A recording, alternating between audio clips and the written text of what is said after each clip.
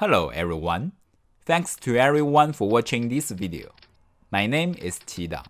I'm an architect and engineer.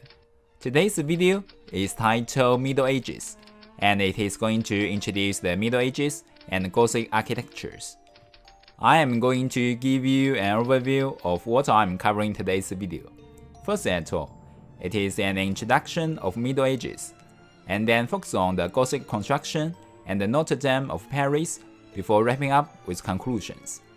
First, we can see the fall of Roman Empire.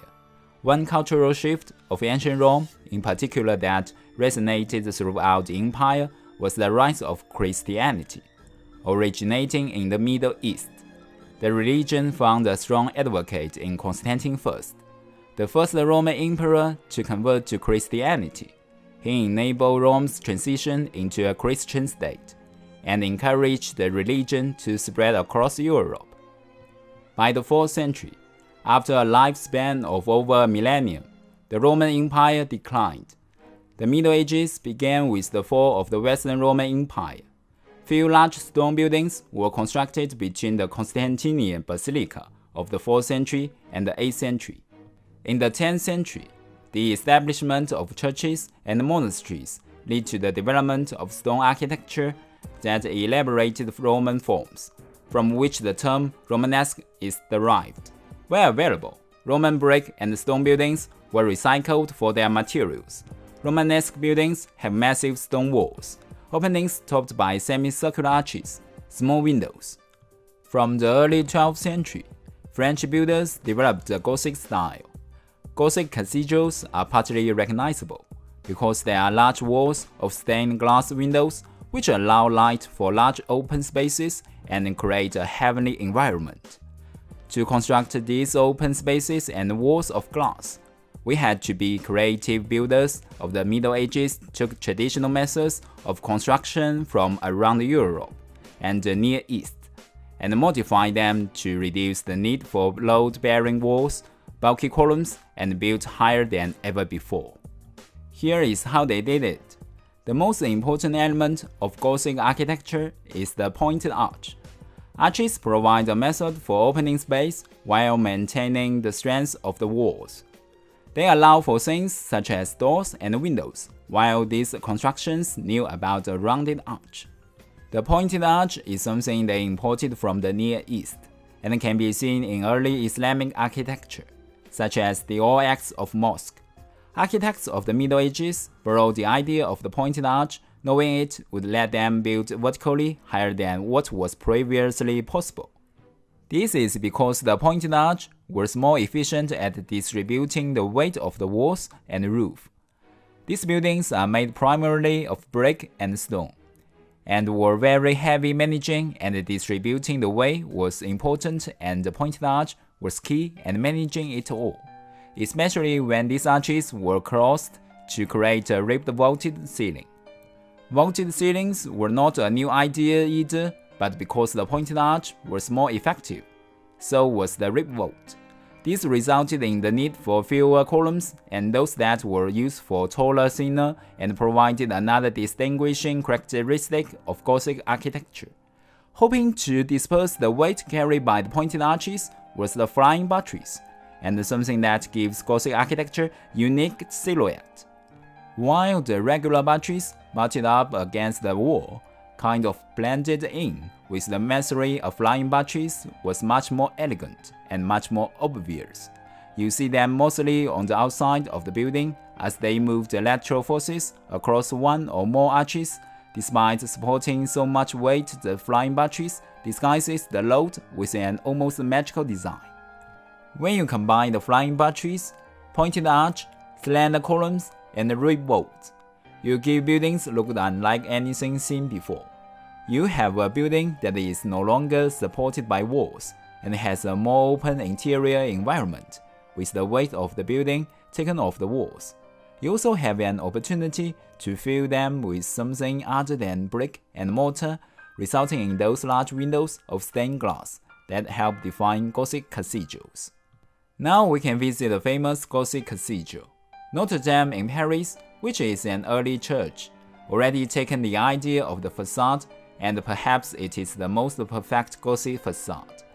It doesn't try to do things that take it away from the value matrix of the church by adding porches or adding finials.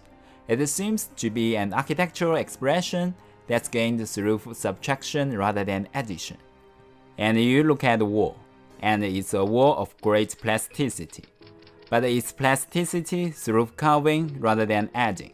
So, this elaborate portal on the west wall scooped into the wall of the church. The elaborate rose window that spans between two structural waves is scooped into the church, and so forth. So, it is a kind of perfect geometrical construct. But it's not simply a perfect geometrical construct, because Gothic architecture is not designed for your aesthetic appreciation. When Gothic cathedrals were being built, people didn't say, "I want this one to be really pretty," or "I want people to come and say, 'This is stunning. I'm going to have my picture taken here.'" Rather, Gothic cathedrals had to mean something, and one way they meant something was simply, let's say, visceral. And by visceral, I mean you get this gut feeling. It's not in your brain at all, and it's in your body. When you walk into a Gothic cathedral, it's maybe 20 degrees cooler than it is outside, because this building is like a cave. So, your whole body transforms its sensory perceptions, just by the quality of light and the quality of temperature. And you look up and see these vaults, and don't seem to be supported by much, and kind of feel deranged and dazzled. If you are a little peasant coming in from your mud hut, and you walk into something that has these giant soaring vaults, you would be truly of the opinion that only a miracle could make those things stand up. The spatial qualities of the Gothic cathedral alone would clarify your face. There is an elaborate sculptural program going on in these Gothic facades that would show you very explicit things like the Last Judgment, where you know what kind of tortures will happen if you are a sinner, enthronement of Christ, or sins like Adam and Eve. You can walk around the church looking at all the different sculpture elements, and you can get a pretty good instruction of the Bible. You've heard them in sermons, but you certainly never would have read them. On another level again, the form of the church encodes these complex meanings. Thomas Aquinas was a great scholastic philosopher who sought to find ways of organizing and giving a kind of mathematical form to the cosmos. In his categorization and subcategorizations of elements, you can find a fairly strong correspondence in the way something like a Gothic cathedral is laid out. It is almost like a matrix, and it is great with different relationships that can be read in different ways across it. There are also other kinds of number going on here, like when Notre Dame is being constructed. How big do you make it? Why do you make it that way? And part of it had to do with this desire to make visible on earth certain things that are described in the Bible, like the Temple of Solomon. There are these complex measurements that recall those kinds of elements as well. From conclusions, what we learned: Gothic architecture is an architectural style that flourished in Europe during the High and Late Middle Ages. The defining element of Gothic architecture is the pointed arch. The use of the pointed arch in turn led to the development of the pointed rib vault and flying buttress, combined with elaborate tracery and stained glass windows. Notre Dame of Paris is a medieval cathedral. Its pioneering use of the rib vault and flying buttress, its enormous and colorful rose windows, as well as the naturalism of its sculptural decoration, set it apart from the earlier Romanesque style. Okay, thanks to everyone for watching my video today, and I do hope you found the video informative and that you learned some things from it. If you do have any questions, then you can write comments and messages. I am happy to answer any questions. Thanks for your watching.